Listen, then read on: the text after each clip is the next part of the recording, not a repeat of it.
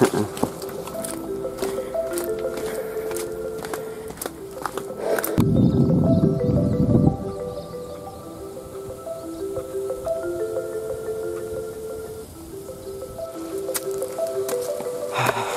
sampai.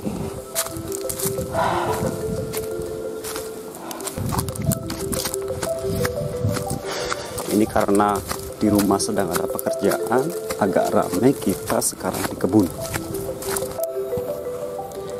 Sudah sampai di kebun. Kubuk dulu.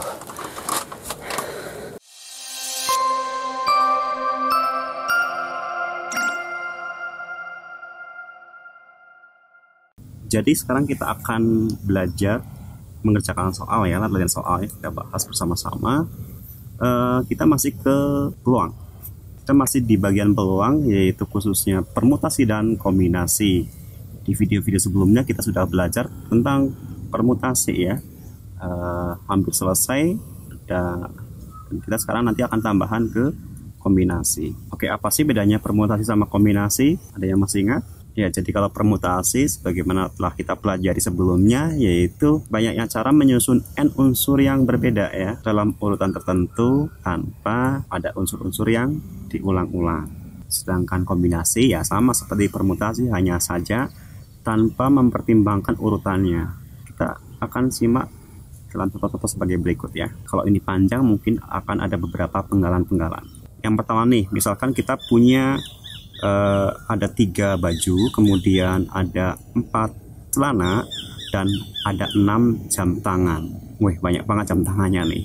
Nah, pertanyaannya adalah gimana sih banyaknya komposisi pemakaian antara baju, celana, dan jam tangan tersebut yang kita pakai sehari-hari? Oke, ini gampang ya.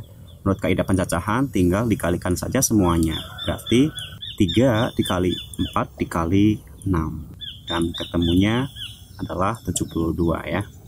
Oke, next kita ke soal yang selanjutnya. Contoh soal yang selanjutnya, berapa banyaknya bilangan 4 digit yang lebih dari 4000 misalkan nih, yang dibuat dari angka-angka 1, 2, 3, 4, 5, 6, tapi tidak boleh ada ya angka yang berulang.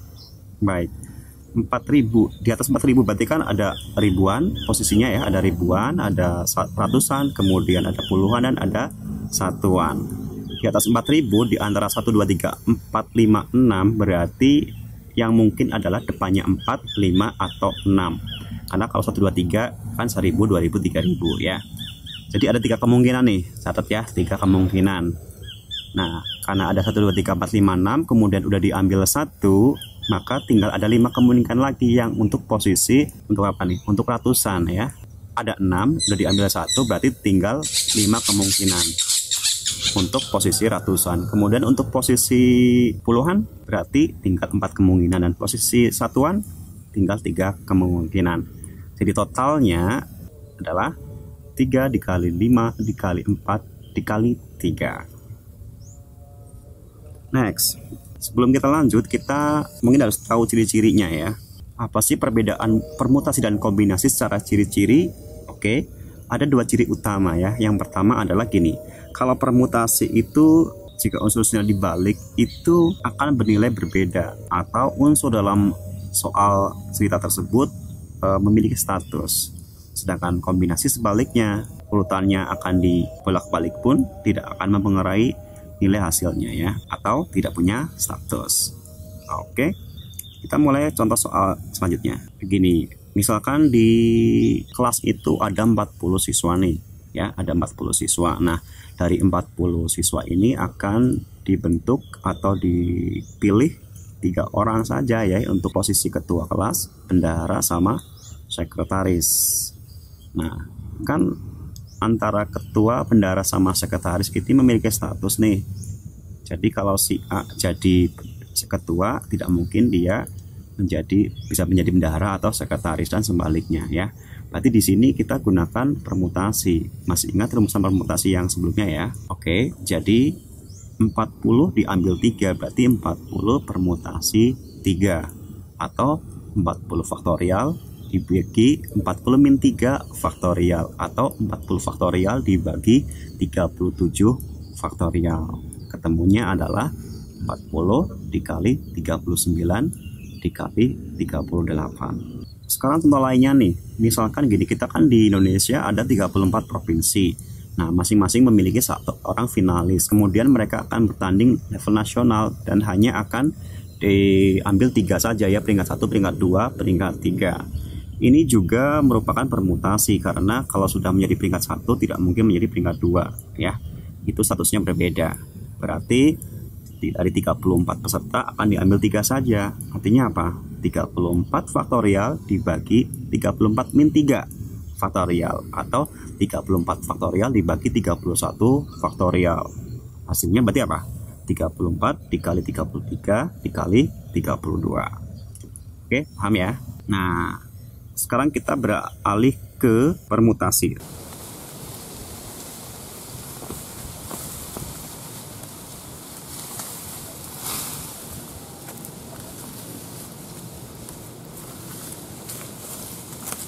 Oh iya, permutasi itu ada 3 macam ya. Pertama, permutasi yang memuat unsur-unsurnya, masing-masing unsurnya itu berbeda-beda. Yang kedua, kalau ada unsur-unsur yang sama. Kemudian yang ketiga adalah permutasi yang namanya permutasi siklis. Kita bahas 2 yang terakhir ini ya, yaitu permutasi yang memuat unsur-unsur yang sama. Kemudian yang selanjutnya adalah permutasi siklis atau melingkar ya.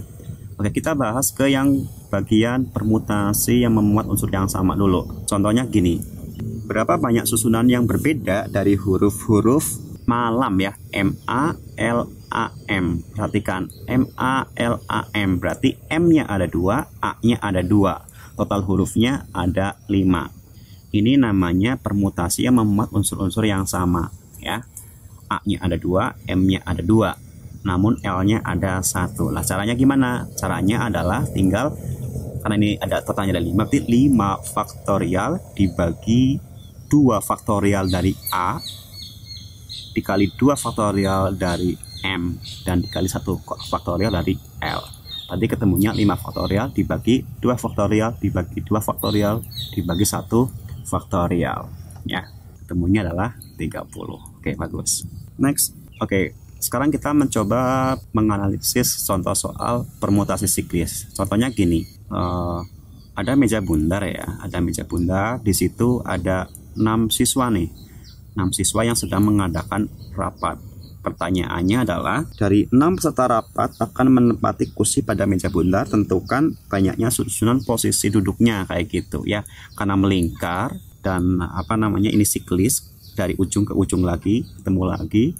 Rumusannya adalah N-1 faktorial. Jadi untuk permutasi siklis rumusnya adalah N-1 faktorial. N-nya ada 6 ya, ada 6 peserta. Berarti 6-1 faktorial atau 5 faktorial. Itu jumlah susunannya ya.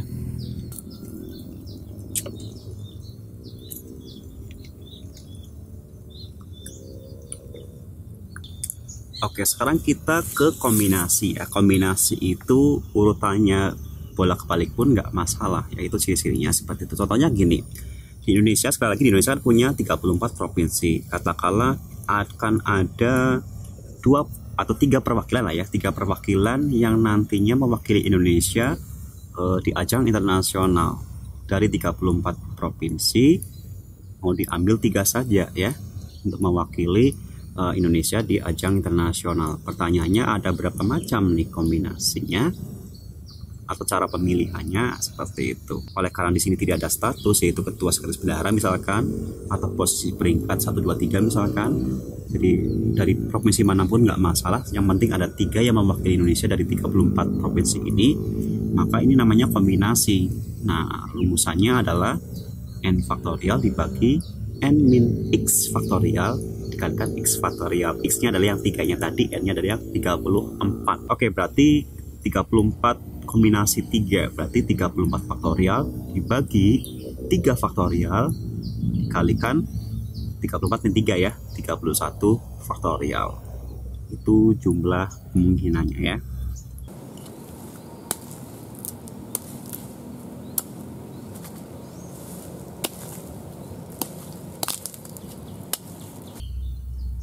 Oke, next, sekarang kita ke gini, masih tetap kombinasi ya. Kita punya tim apa nih ya?